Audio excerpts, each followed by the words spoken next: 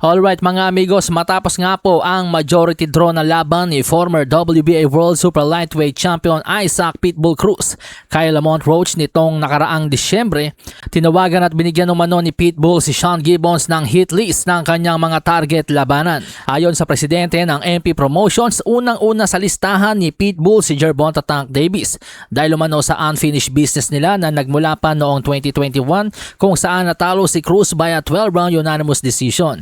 Ani Gibbons, it marks unfinished business for Pitbull and Gervonta has lots of unfinished business. I think that can come together in this time frame. Gervonta beat him already, is back in the corner, doesn't want to fight Shakur or Roach.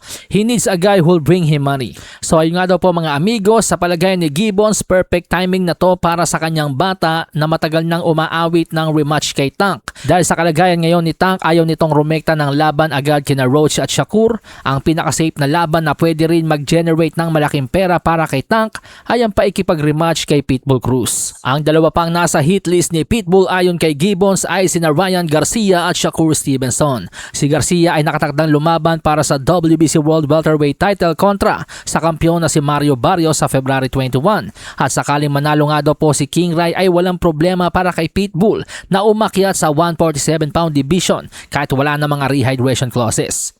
Si Shakur Stevenson ay nais din makasagupan ni Pitbull although baka hindi daw ito ang gusto ng mga tao, pero gayon pa man ito daw ay big money fight pa rin para kay Pitbull. Samantala sa iba pang balita, matapos makakoronahang pinakabatang Unified World Champion sa kasalukuyan si WBA and WBO World Super Welterweight Champion Sander Sayas nitong Enero, hindi pa lubusan nakakapagpahinga pero inaasikaso na daw nila ng top rank ang kanyang paikipag-unification na naman sa kapwa kampiyon na si newly crowned IBF World Super Welterweight Champion Josh Kelly, ang boksingero ng upset kamakailan kay Bakram Murtasaliev. Ang Sayas, inutusan niya daw ang top rank na maipagnegosasyon sa matchroom para sa unification nila ni Josh Kelly dahil yun nga daw ang nais niyang gawin ang kolektahin ang ikatlong titulo ng 154-pound division at nag-aantay na lamang daw sila ng sagot ng kampo ni Kelly.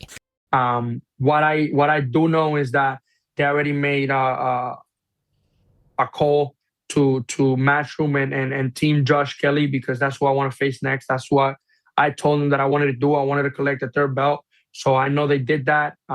We're waiting on response from Josh Kelly's team and hopefully we can make something happen for the summer. So smart move ito mga amigos para sa 23 anyos na Unified Champion dahil kapag nakolekta ni Sayas ang ikatlong titulo sa dibisyon, malaking leverage ito para sa kanya. Lalo na kapag makakasagupan niya na sina Jaron Ennis or Virgil Ortiz. Sa mga world title fights tulad sa WBC, ang pagkakaalam ko 70-20 ang hatian. Now imagine tatlong titulo ang iyong hawak. Abay napakagandang leverage talaga noon para kay Sander Sayas. Samantala ayon mismo kay matchroom promoter Eddie Hearn sa panayam sa kanya ng IFL TV, gusto umano niya magkaroon ng mini tournament sina Jaron Ennis, Virgil Ortiz Jr., Sander Sayas at Josh Kelly kung saan na magwawagi sa bakbakang Josh Kelly at Sander Sayas ay haharapin naman ng magwawagi sa sagopaang Ennis at Ortiz. Malaki ang posibilidad na maikasa ito mga amigos dahil sina Jarwan Boots Ennis at Josh Kelly ay parehong hawak po ni Eddie Hearn sa matchroom. Alasahin ang baraha, patunayan mo sa akin ha, sino man ang mabunot